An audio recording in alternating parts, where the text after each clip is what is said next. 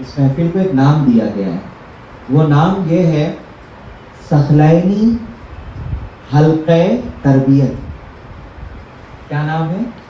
ثقلینی حلقہ تربیت. یعنی اس خانقاہ میں تشریف لانے والے ہمارے تمام پیر بھائیوں کی تربیت کے حوالے سے کہ ان تک اللہ کے دین کی باتیں پہنچے، ایمان کے حوالے سے، عقیدے کے حوالے سے اور اعمال صالح کے حوالے سے.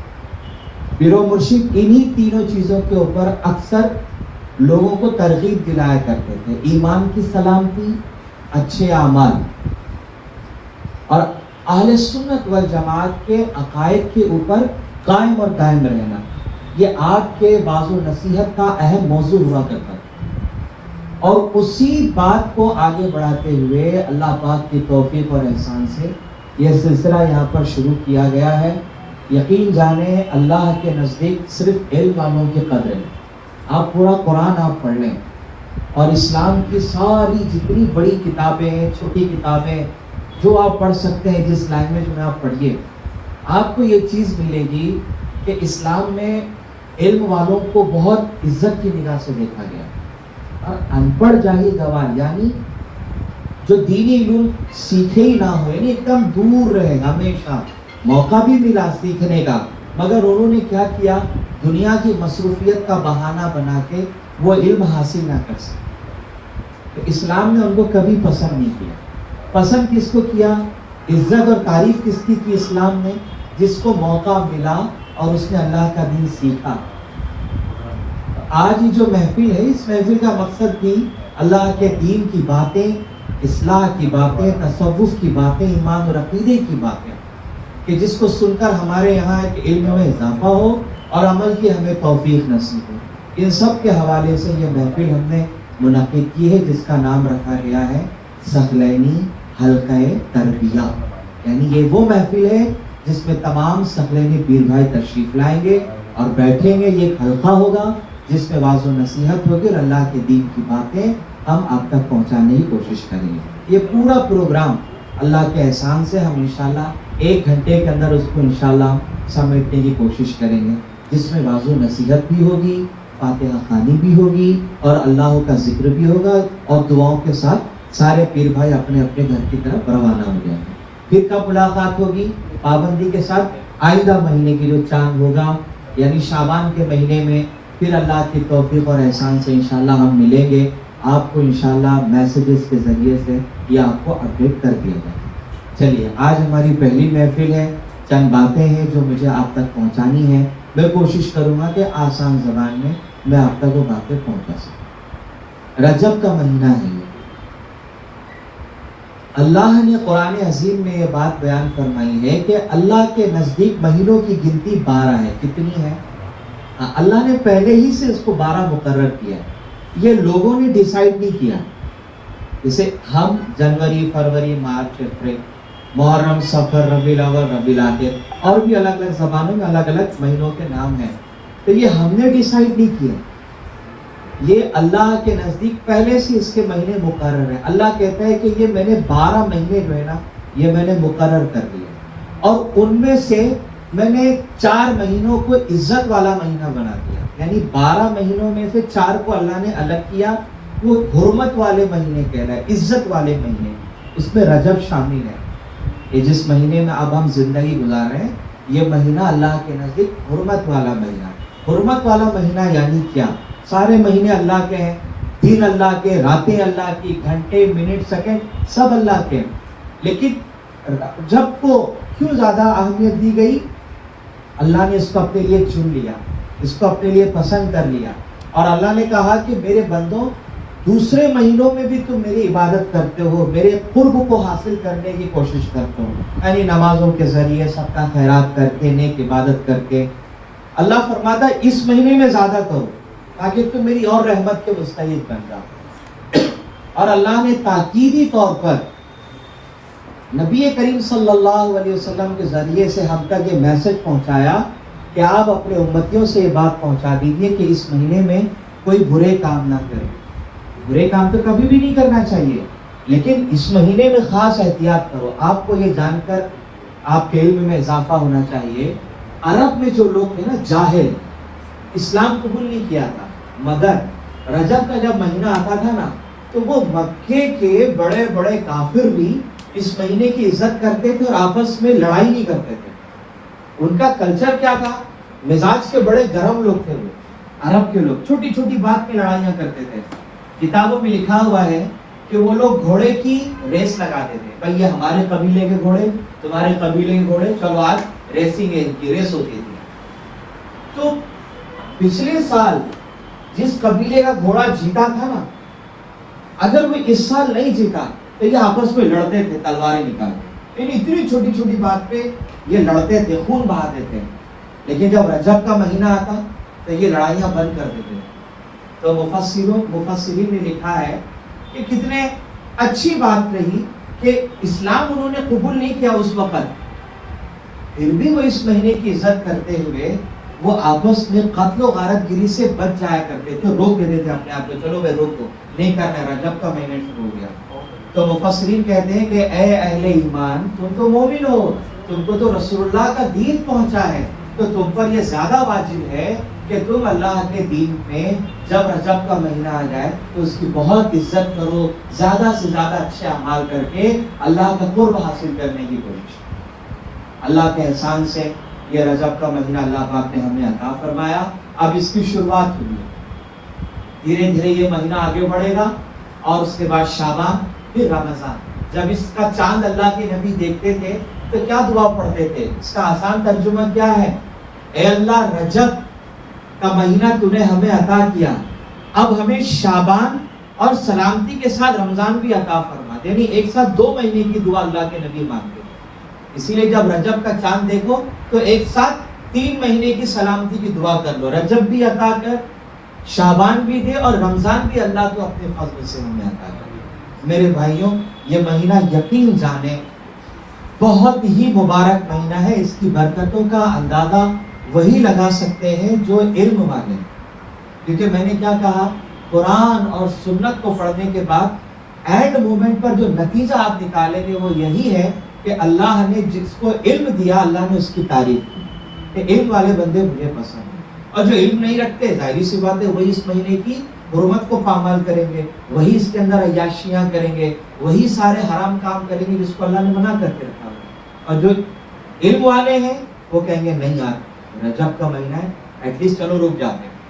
پھر اچانک شعبان آ جائے گا تو بولیں گے یار رجب میں رک گئے تو چلو شعبان میں رک جاتے ہیں. شعبان ختم, سیدھا رمضان. تو 3 مہینے کی جب ایکسرسائز ہو جائے گی نا انسان کو برائیوں سے رکنے کی, لعلکم تتقون, پھر تم پرہیزگاری کی طرف قدم بڑھاؤ. اللہ تعالی ہم سب کو پرہیزگار بنا دے. ہمارے پیر و مرشد رحمت اللہ تعالی علیہ اکثر دعا فرمایا کرتے تھے, آپ نے توجہ کی ہوگی, یا اگر آپ کو یاد نہیں ہے تو میاں حضور کی دعائیں یوٹیوب میں چھوٹے چھوٹے ویڈیوز میں, اس کو غور سے سننا. میاں رحمت اللہ علیہ فرمایا کرتے تھے کہ اے اللہ ہمیشہ ہمیں ایسا علم عطا فرما جو علم نافع ہو. یعنی علم تو بہت ہے, یوٹیوب آپ سرچ کریے گا, کسی کے گھر کا تالا توڑنے کا بھی علم ہے. جب ایک لاکر ہے تو لاکر کو آپ کیسے توڑ سکتے ہیں, وہ بھی ٹوٹ جاتا ہے لاکر, چابی میرے پاس ہے, اس کا کی لاک میرے پاس ہے, مگر کچھ ایسے جادو ٹونے یا اس کے علاوہ کوئی اور طریقے سے یہ سامنے والے کے گھر کا تالا آپ توڑ سکتے ہیں. ہے تو علم مگر نافع نہیں ہے, فائدے مند نہیں ہے, وہ آخرت برباد کرنے والا ہے. اللہ کے نبی کہتے تھے علم نافع عطا فرمائے, ایسا علم کہ جس کو فائدہ پہنچائے ہمارے آپ کو, اور تیرا ڈر تیری خشیت ہمیں نصیب ہو. یہی دعائیں میاں حضور رحمت اللہ علیہ فرمایا کرتے تھے, اللہ سے مانگا کرتے تھے. ہم پر بھی لازم ہے کہ ہم بھی اللہ سے کہیں الہی ہمیں ایسا علم دے کہ جس کو سیکھ کر ہم تیری رحمت کے قریب ہو جائیں, اور ان سارے اعمال سے دور ہو جائیں کہ جس کے کرنے سے تو ناراض ہو. تو رجب کے مہینے کی یہ ہماری پہلی محفل ہے. اللہ کے احسان سے جس کو اللہ نے ہدایت دی, توفیق دی, وہ تشریف لے آئے ہیں, اور اللہ کی ذات سے امید ہے کہ اب یہ سلسلہ جاری و ساری رہے گا انشاءاللہ. کبھی میں رہوں گا اللہ کی توفیق سے, کبھی کوئی اور تشریف لائیں گے, بہرحال یہ سلسلہ چلتا رہے گا. چلیے رجب کے حوالے سے میں کچھ باتیں آپ تک پہنچاؤں. اس کی جو ہے نا بہت سی تاریخیں ایسی ہے جو بڑی ہی برکت والی ہے, جس میں ہمارے سلسلے کے بزرگوں کے عرس بھی آتے ہیں. 2 رجب حضرت میں ہمارے سلسلے کی بات کر رہا ہوں، حضرت امام حسن مصنع، نام کیا ہے؟ امام حسن مصنع. عربی میں مصنع کہتے ہیں دو کو، یہ سیکنڈ. حسن مصنع یعنی دوسرا حسن. یہ کس کے بیٹے ہیں؟ امام حسن کے بیٹے. اور امام حسن کس کے بیٹے؟ مولا علی کے بیٹے. سمجھ میں آئی بات؟ مولا علی کے بیٹے امام حسن اور امام حسن کے بیٹے حسن مصنع. اب ان کا بھی نام حسن تھا تو لوگوں میں سمجھ میں آنا چاہیے کہ کس حسن کی بات کر رہے ہیں آپ. تو مشہور کیا ہو گئے؟ حسن مصنع یعنی دوسرے حسن. ان کا بھی عرس مبارک اس سال رجب کے ہی مہینے میں ہے ہمارے سلسلے کے. 10 رجب کو آپ آ جائیں گے تو حافظ جمال اللہ کے پیر و مرشد سید قطب الدین حیدر رحمۃ اللہ تعالی علیہ آل رسول سید سادات مدینہ شریف جنت البقیع میں جن کی مزار پاک، وہ ان کا عرس مبارک 10 رجب کو ہوتا ہے. سمجھ میں آئی بات؟ اسی مہینے میں. اور 13 تاریخ آتی ہے تو سب جانتے ہیں اللہ کے رحمت سے کہ مولا علی علیہ السلام کی وہ ولادت کا مہینہ. اسی طریقے سے آپ کو میں ایک بات اور بتا دوں، 26 رجب حضرت شاہ سکندر رحمۃ اللہ تعالیٰ، یہ کون ہے؟ یہ بھی ہمارے سلسلے کے بزرگ ہیں. شاہ کمال کے بھتیجے ہیں. شاہ کمال کیتلی جو ہیں ان کے سگے بھتیجے ہیں شاہ سکندر رحمۃ اللہ علیہ، جہاں سے خلافت مجدد صاحب کے پاس آئی ہے قادری سلسلے کی. ان کا بھی عرس مبارک کا کس مہینے میں ہو رہا ہے؟ رجب کے مہینے میں ہی ہو رہا ہے. ٹھیک ہے. اب اس کے بعد جو آتا ہے وقت وہ کیا ہے؟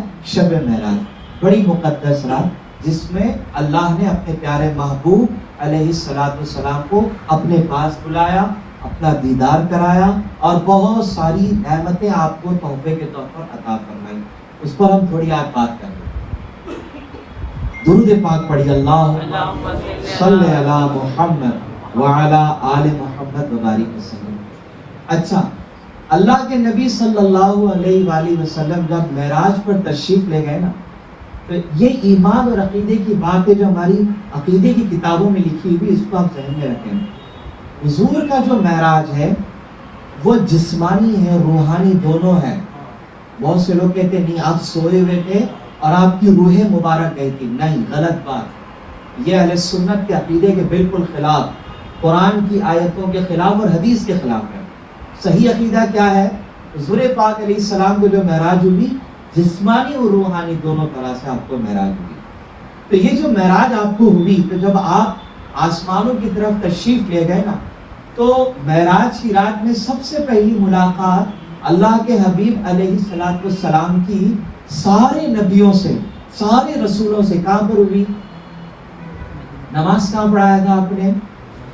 مسجد اقصی میں. مسجد اقصی میں سارے نبی اور سارے رسول موجود ہیں، مصلی پر امامت کے انتظار ہو رہا ہے. اچھا، بڑے بڑے رسول ہیں، بڑے بڑے اکابر، 313 یعنی روایتوں میں ہے اللہ کے جتنے نبی و رسول آئے 1 لاکھ سے زیادہ انبیاء رسول کم و بیش، مگر ان میں عزت والے رسول، بڑے پوزیشن والے رسول کتنے؟ 313. ٹھیک ہے. ان میں سے اللہ نے پھر 5 کو سلیکٹ کیا اور ان 5 میں جس کو نمبر 1 پہ رکھا وہ ہمارے آقا کریم علیہ السلام، جن کو سرداری عطا فرمایا. سارے نبی سارے رسول ہیں، مصلی امامت خالی ہے، آپ تشریف لاتے ہیں، آپ امامت فرماتے ہیں اور یہاں سے آپ معراج کا سفر شروع ہوا. سارے نبیوں سے ملاقات ہوئی. وہاں ابراہیم بھی ہے، اسماعیل بھی ہے، جناب موسیٰ و ہارون بھی ہے، اور جناب عیسیٰ اور ادریس اور جناب آدم بھی ہے جو نماز پڑھ رہے ہیں پیچھے. مگر اس کے بعد جب نماز ختم ہو گئی اور آقا کریم علیہ السلام کا سفر شروع ہوا نا آسمانوں کی طرف، تو پہلے آسمان میں جیسے ہی آپ پہنچے تو آپ کا استقبال ہوا، مرحبا یا رسول اللہ، فرشتوں نے آپ کو ویلکم کیا.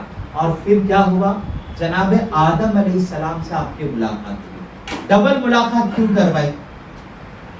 ایک ملاقات نیچے ہو چکی تھی اور دوسری ملاقات واپس آدم علیہ السلام کی پہلے آسمان پر ہو رہی ہے.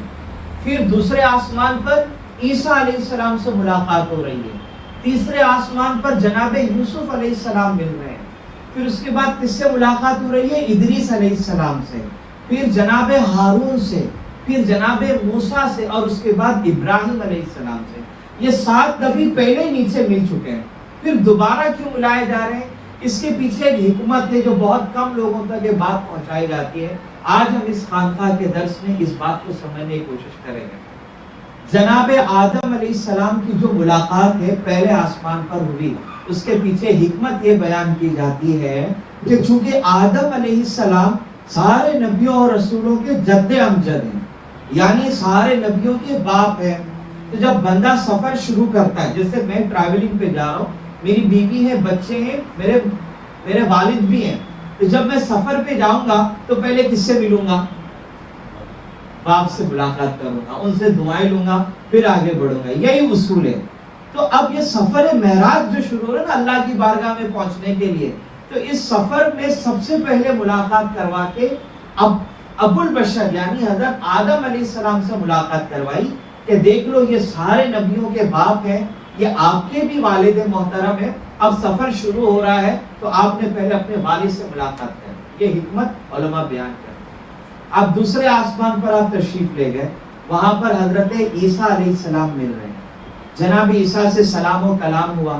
اب حضرت عیسیٰ سے ملاقات کیوں کروائی, اس کے پیچھے ایک حکمت ہے. دیکھو قرآن اور حدیث کے عقیدے کے مطابق حضرت عیسیٰ آج بھی زندہ و حیات ہیں. وہ کب تشریف لائیں گے؟ ان کو موت نہیں آئی, ان کا وصال نہیں ہوا, وہ دنیا سے تشریف نہیں لے گئے, حیات ہیں. جب یہودی انہیں مارنے کے لیے آئے تو جناب عیسیٰ کو اللہ نے آسمانوں کی طرف بلند کر دیا, اور جو سب سے پہلے لالچ میں اندر آیا نا کہ میں ماروں گا اور حملہ کروں گا تاکہ انعام مجھے ملے, اللہ نے جناب عیسیٰ کی شکل اسے دے دی.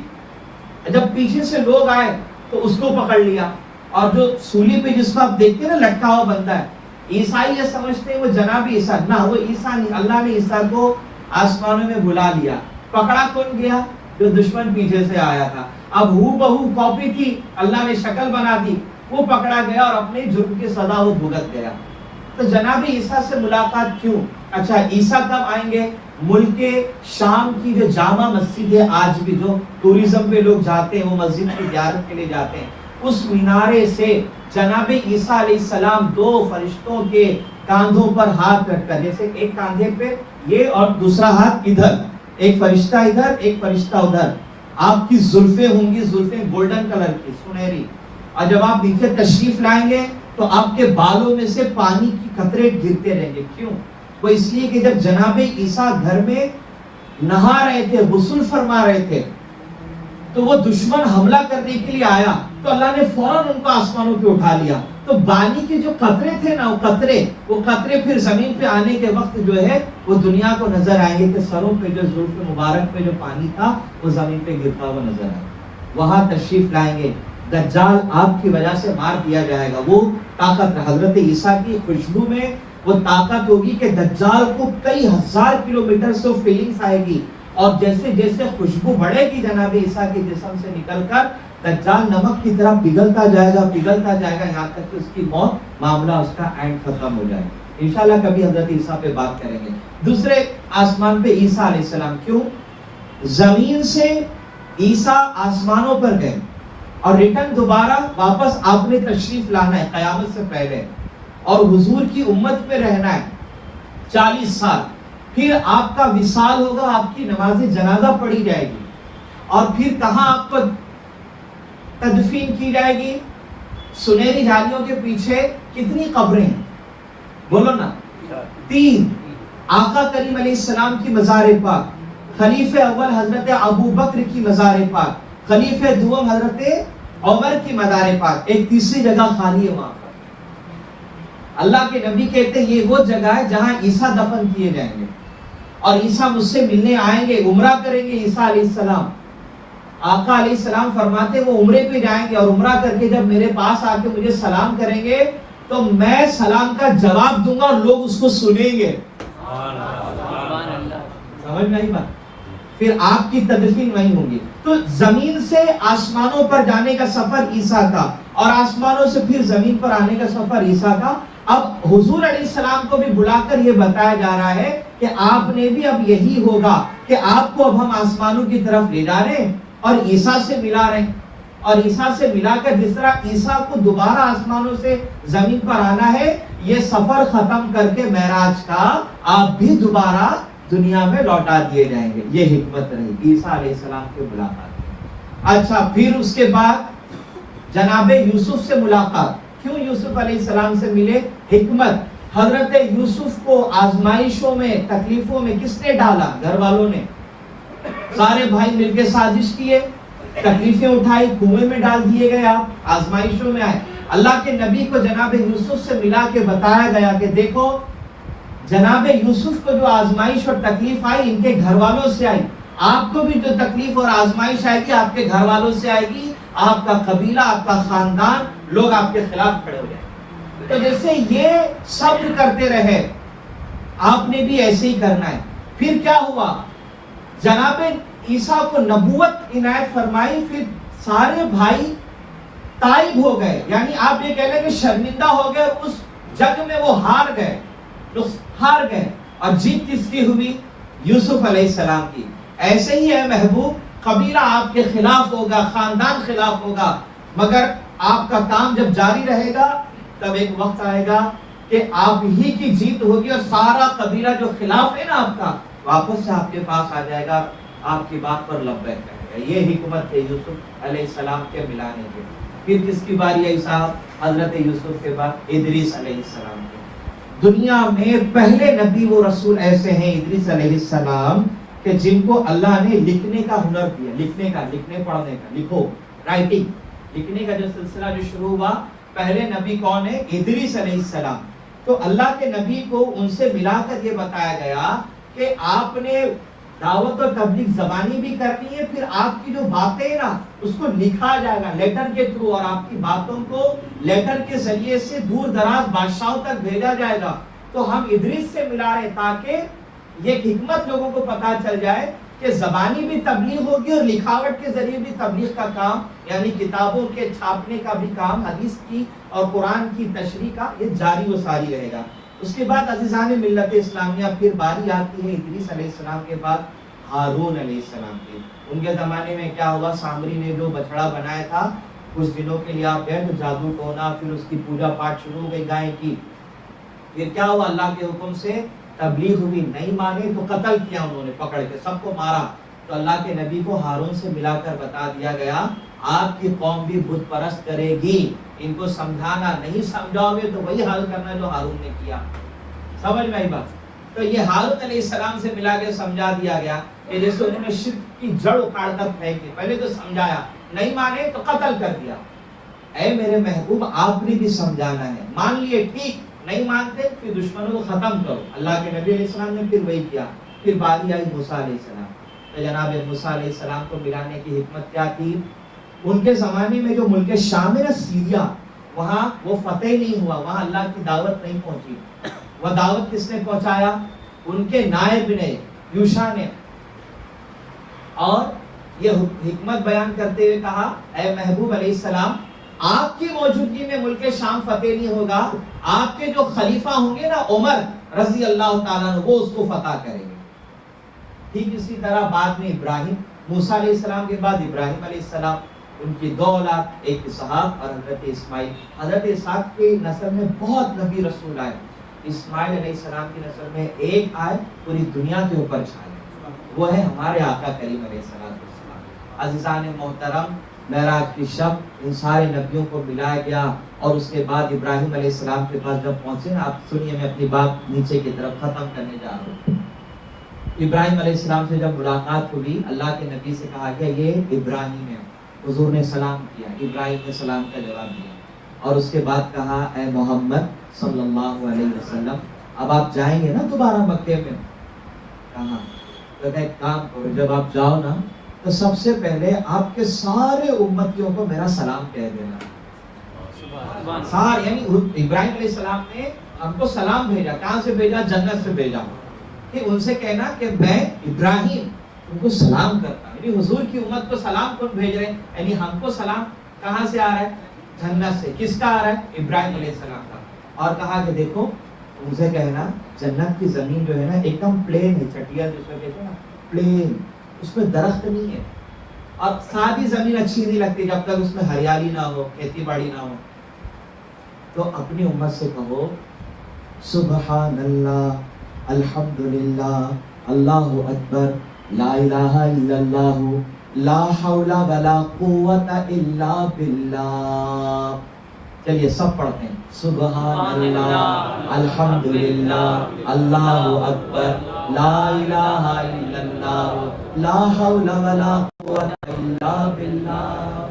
ابراہیم علیہ السلام نے کہا اپنی امت کو میرا سلام پہنچاؤ اور کہو کہ جتنا ہو سکے اس کو پڑھو. سبحان اللہ، سبحان اللہ، سبحان اللہ، الحمدللہ، الحمدللہ، اللہ اکبر، اللہ اکبر، لا الہ الا اللہ، لا حول ولا قوت الا باللہ. کیوں؟ جب بھی آپ کا امتی اس کو پڑھے گا ایک ایک کلمے کے بدلے اس کے نام کے درخت جنت کی زمین کے اوپر لگا دیے جائیں گے. یہ معراج کا تحفہ ہے. صرف نماز نہیں، یہ بھی تحفہ ہے. اس کو بھی اللہ کے نبی کے ذریعے ہم تک پہنچایا گیا. اور معراج کی شب میں ایک تحفہ وہ دیا گیا جو ہمارے سلسلے کے فاتحے میں پڑھا جاتا ہے. سارے سلسلے سب کی عزت، سب کا ادب احترام، سب کے طریقے فاتحوں کے الگ، لیکن ہمارے یہاں صاحب جو کمال ہے نا، اس کی خوشی کی بات میں آپ تک پہنچا رہا ہوں. ہمارے یہاں فاتحے میں آمن الرسول کی تلاوت ہوتی نہیں ہوتی؟ سب جگہ آپ کو نہیں ملے گی یہ بات، ہمارے یہاں ملے گی. یہ جنت کے خزانوں میں سے ایک ایسا خزانہ ہے جو اللہ نے کسی نبی اور رسول کو نہیں دیا. معراج کی رات کائنات کے امام کو بلا کر اللہ نے اپنے فضل سے جنت کا یہ خزانہ دیا اور کہا محبوب یہ سورہ بقرہ کی یہ 2 آیتیں آمن رسول سے شروع ہوتی آخر تک، کہا لے جاؤ، یہ میری آپ کی امت کو میری طرف سے تحفہ ہے. اور یہ تحفہ ہم الحمدللہ پابندی کے ساتھ، ہمارے بزرگوں کا ہم پر بڑا احسان ہے کہ انہوں نے ہم کو سکھایا ہے، ایسی ہی فاتحہ دلایا الحمدللہ. صحیح حدیث میں ہے جس گھر میں سورہ بقرہ کی یہ 2 آیتیں پڑھی جاتی ہے اس گھر کے اندر شیطان کبھی داخل نہیں ہوگا، اگر ہوگا بھی تو اس کی برکت سے چلا جائے گا. سخلینیوں، میرے بھائیوں، پیر و مرشد کا احسان دیکھیے. ہم کو فاتحہ ایسا سکھایا، ہر گھر میں پڑھی جا رہی ہے فاتحہ، اور ہر گھر میں یہ 2 آیتیں پڑھی جا رہی ہے. جہاں جہاں پڑھی جا رہی ہے برکت ہی برکت ہے. شیطان ختم، دور سے الوداع، ٹاٹا، چلو بھائی دور ہو جاؤ. کیوں؟ یہاں وہ پڑھا جا رہا ہے جو جنت میں ملا ہوا معراج کی رات کا ایک عظیم تحفہ. تو آج کا جو سبق ہے وہ معراج کے حوالے سے اس لیے بیان کیا کیونکہ قریب آنے والی ہے معراج، تاکہ درس رہے. بڑی رات میں جو نمازیں ہوتی ہے وہ آپ کی مرضی ہے، آپ کو نفل پڑھنا ہے پڑھیے، کوئی ممانعت نہیں ہے اس کی.